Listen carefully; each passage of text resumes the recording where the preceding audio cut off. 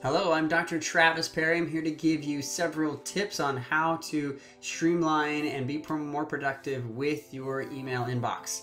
All right, number one tip. We really want to focus on all of these tips of increasing clarity and focus with the tools that you're using. So that is really the emphasis here in being productive, is being able to focus your energy in one specific area and location. With that in mind, too many people have email inboxes scattered around on different browsers, different work laptops, home laptop, on your phone, your iPad. So there's a lot of different locations where you can have these. I would suggest, number one, that you're able to put all of your work, your personal, everything into one inbox.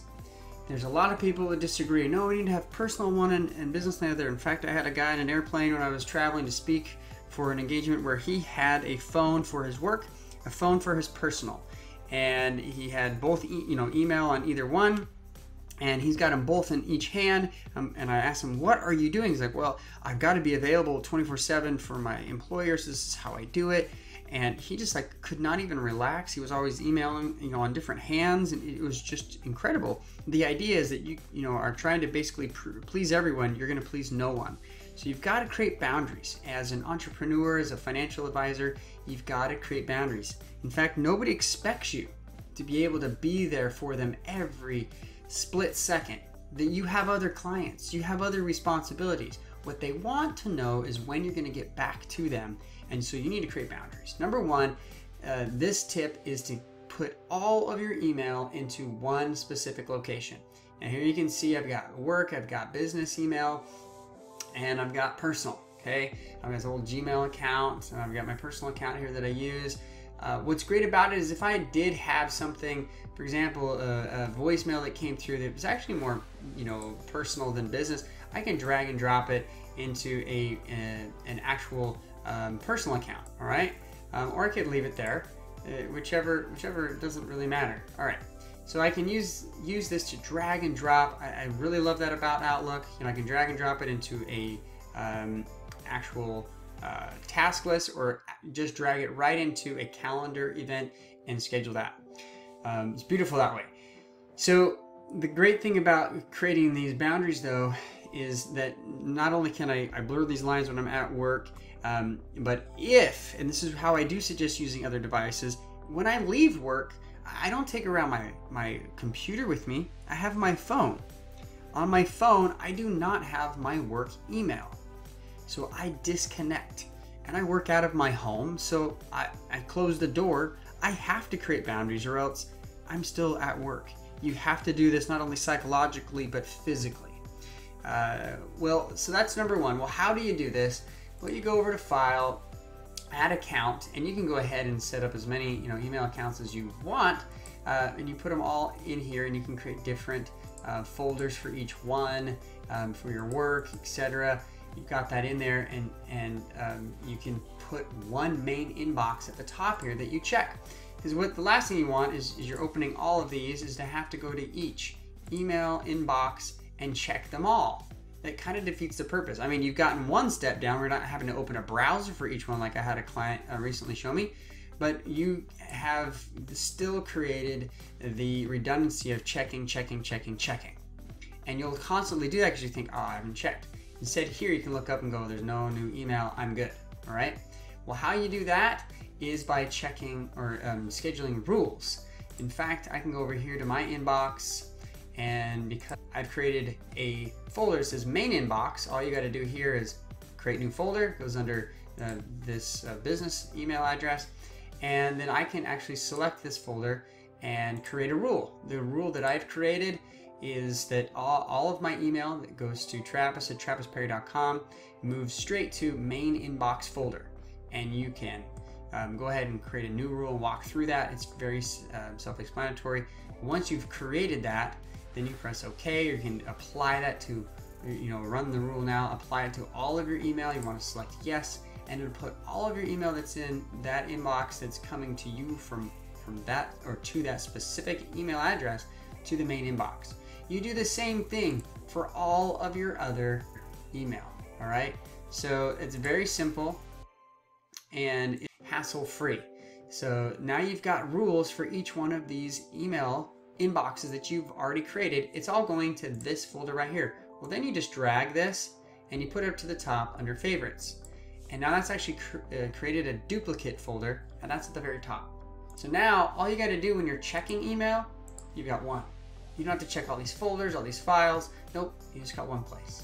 It streamlines the whole process. And that, my friends, is worth getting Outlook in and of itself just to save those 2 steps. It is a big deal. All right. So the other is constantly being bugged by notifications. I know a lot of you are constantly being bugged by different notifications that pop up. Your email notification right here pops up for you. I had to look it up because I don't do this anymore. I haven't done this for 15 years. Yes, I actually was on a phone call just before this where there was a gentleman who was doing an interview, and the entire time that I was talking to him, I could hear ding, ding, ding in the background. It was his email. These are his email notifications. If focus is the real issue, then you've got to take a second to really ask yourself, is it worth my time to constantly be checking these notifications? And the answer is you don't know. And so you've got to take a second to figure that out. Well, that times a lot throughout the day adds up to minutes, sometimes to hours, when you're deciding, do I need to do something about this email? So what I have you do is turn off these messages completely, and you can actually go in your settings and turn these off. I don't have anything set, for my email that's coming in that's giving me notifications. I have notifications on other things, important things like activities, calendar appointments, not even tasks. I have a whole other system for that. But for the email, you've really got to limit this, because otherwise you'll be checking your email all day long and never feel like you got anything done. So go ahead and make sure you turn those off. You can see the difference and tell the difference. Again, I haven't been doing this for like 15 years. I have not missed notifications from my email. So number 3, well, then how do you compensate for this? Well, actually, this is part of number 2, is you go back through and set time to check email. If that's in between appointments, or if that's at lunchtime, in the morning, in the afternoon, set time to do that. So you know that's when you're actually checking email. But don't spend hours in your email. I have another system for that helps you clean out all of your email and stay on top of it so you don't lose anything and you stay focused. But just merely checking your email for important things and tasks that need to be done, do that in between appointments or at very specific times so you stay focused throughout the day. All right, number 3, don't scroll through everything. Think of it as your, let me get rid of this. You're looking at your email inbox as a mailbox. What if you got a whole bunch of emails? And I have this on here because I'm cleaning these out. I clean these out once a week. I get to the bottom of all of my emails. I get them all cleared out. But imagine if the mailman came to your door and just dumped a ton of mail right at your doorstep. Right? You're not going to open everything and put it all on your desk. You're going to do one at a time and find out what they are. Well, same thing here. You can get this up as high as this will go. I mean, otherwise I can pull it down. But as high as you can go, and do with it once at a time what you want to do with it. So for here, I actually have 3 different ways that you process a 3-step system that does work. It's been working for me for dozens of years, for my clients for dozens of years, that I teach in my coaching. I won't give you all the details of that now. I don't have time. But essentially, what it is it allows you to decide if you want to keep it, if you want to, actually do that task now, or if you need to calendar it or put it in a task list. And I give you the directions on how to do all that. But I can do that one at a time. I can decide, yeah, I don't really want Twitter. I can throw it away. This I can decide, yeah, I want to save it. So I'm going to drop it down in my tasks or whatever I want to do. So there's plenty of ways that you can be very productive with your email, especially as you deal with one at a time.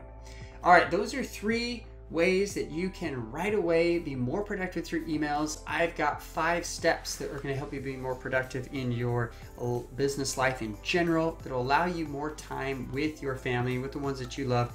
That's the reason why you're in business. That's the reason why you're watching this. You're trying to figure out ways to be more productive and ways to increase your income so you can spend more time doing other things that are way more important than working. If that's something of interest to you, join me in my online masterclass. It's called the productivity myth. Come join us. It'll be a great opportunity for me to give you some more tips, explain to you some case studies of people that have actually been through this system and have done amazing things that they've gone on to, increase their income, spend more time with their family, decrease their stress, become healthier, and even save more money. There's a lot of that in there that I show you on how to do. I know as financial advisors, this is something that you really struggle with. A lot of financial professionals and entrepreneurs struggle with being productive and struggle with having the boundaries and accountability that you need. So I'm going to show you that in a 5-step system there that'll teach you how to be more productive. Come join me in the productivity myth. As most of the time this is sold as productivity is going to save you, but if you're not careful, you can be a lot more productive. And as one of my clients said, well, thanks, Travis. Now I'm really tempted to use the 20 hours that you helped me save and get back to work and make more money. Well, that's fantastic. I'm going to teach you how to leave work, but then how to actually make more money so that you're not continually tempted to go back and be productive. Without boundaries and accountability, you would.